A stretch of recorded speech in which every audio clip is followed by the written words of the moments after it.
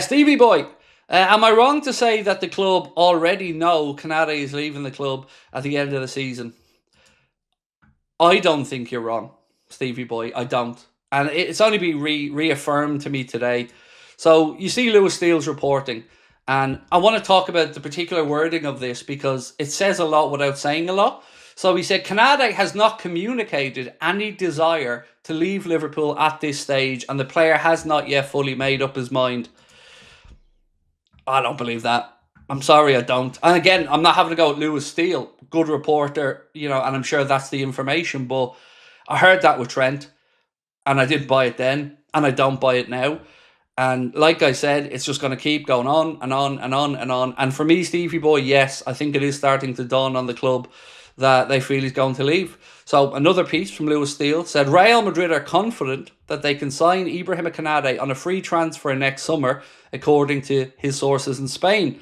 The same sources told us last December that Trent Alexander-Arnold would almost certainly join Madrid, and have gone as far as to suggest this week that senior club staffers at Madrid have openly discussed how they believe they're close to a verbal agreement with Konate. So it's not looking great. Now, again, on the face of it, you have to say the reporting is that nothing has been decided, but I don't believe it. I didn't believe it with Trent. I don't believe it with this because, again, I used the common sense and the smell test on this one. If you are so far apart that 3 contract renewal offers have been rejected, there's a reason for that. 1, of course. 2, maybe you're getting there, you're a little bit away. But 3 rejections, both sides know what each side wants at this point, and it feels like, I said last night, something changed. November, December, when there were so many reports that it was looking good that Konate would stay, something has changed. I don't know what it is. I don't know if Liverpool have changed the numbers on their side. I don't know if Konate's had somebody whisper in his ear on his side. Don't know. But I know I don't like it. And I know it's going to be a pain in the arse for us. And I don't think I'm the only one on that one, because Cara has been speaking about the situation, and he reckons that Liverpool will probably regret not getting Mark Gay sorted out. Let me read out what he said. Liverpool always do what they see in their eyes as value for money.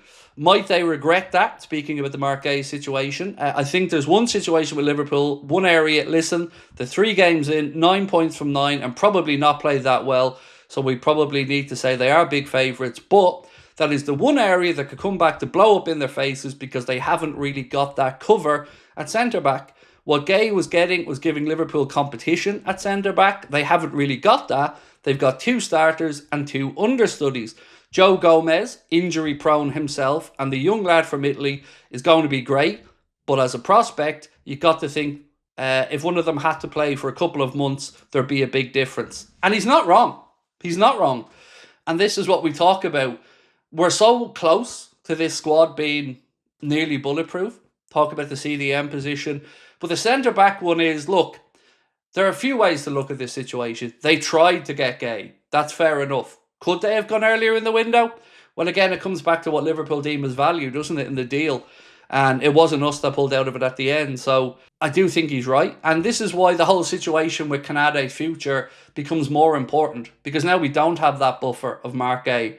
Now it is Virgil van Dijk, Ibrahima Konate, and 2 backups. Gomez, look, as Jamie said, experienced, but injury prone, and that's fair. And Giovanni Leone, we've not seen a minute of yet, so it's hard to really talk about him being ready to play 3 months if he needs be. So yeah, this is the one that maybe concerns me a little bit. But I do understand Liverpool tried to sort it out, so I got to give them credit on that one. It's not for a lack of effort to bring in Mark Gay. They just had the rug pulled out from under them at the end. But it makes the whole January thing more interesting now, because in the same piece he goes on to speak about January, and again there's mixed reporting on this. Like, what will Liverpool do? It could come down to how Konate's form is between now and January, and like I said, nobody's going to convince me that there's not going to be blips and mental dips because of the whole transfer saga. I just think it's natural. Leroy said, is this the biggest news for us? I don't think so. My focus is to win everything this season. That's what I want as a Liverpool fan. Cara's more negative. I think he's been realistic. Look, I don't always agree, Leroy, with everything Jamie Carragher says, but I do think he's made a fair point. Look, I'm like yourself, mate, absolutely upbeat and excited for this season. But this Konate situation, I spoke about it all summer. I said this is one that concerns me. If we're going into a season with a player whose future's up in the air and isn't committed to the club, I don't want that person carrying the burden of our success. I just don't. So I would have loved Mark Gay in to give us that bit of breathing room. It'll be interesting to see how much Arne feels he can lean on Giovanni Leone, because make no mistake, we're going to be talking about Konate's head being turned. We are. It's going to happen. We can put our fingers in our ears and pretend otherwise, but it's going to happen. And when we play Madrid, like I've said, the whole build-up is going to be about it. And all season we're going to listen to it. So it is a shame we didn't get Mark Gay in. But like I said, it wasn't from a one to try and. George, how are we, sir? After a good transfer, players still want to leave. So look, I think we need to be fair about this as well. Every player will be motivated by different things. And some will want to try different leagues. And that's okay. I think as fans, we just like some honesty, right? From the players. If you want to move on to pastures new, like Trent did, be upfront and honest about it. If Konate came out and said, look, I want to go to Madrid, I want to try a new league, I want to try my hand in the or in La Liga, I'm not saying it would make the disappointment go away, but at least we'd have an understanding of it. What pisses me off is this insistence that we're all supposed to believe everybody's still negotiating and nothing sorted out. It just takes football fans from mugs again, and I don't like it. And I'm not just blaming Konate on this, because of course the club comes out with this as well. It's just something that a bit of honesty and realism wouldn't go astray. Right, let's talk about Chris Bascombe again, reiterating that Liverpool expect Mark Gay to join in the summer after a move broke down at the end of this summer, which is good news because we are going to see a lot written about other clubs being interested in him. It seems like the plan still is not to make a move in January, but let's wait and see. But I do hope he comes in, and I think he will. One thing, not knowing him personally, but one thing that strikes me about Mark Gay is he seems to be a very humble, solemn, authentic man. And if he feels that Liverpool were there for him and, wanted to bring him in and he saw his future at Anfield, I don't think that will change between now and the summer. The only thing that will change is he's probably going to get a lot more money in his pocket because Steve Parish messed up a transfer fee. So Mark Gay will probably get a nice little earn out of that. And again, no problem with that. But yeah, just a little bit more insight on that one. Do you think Konate is sick of being in Virgil's shadow?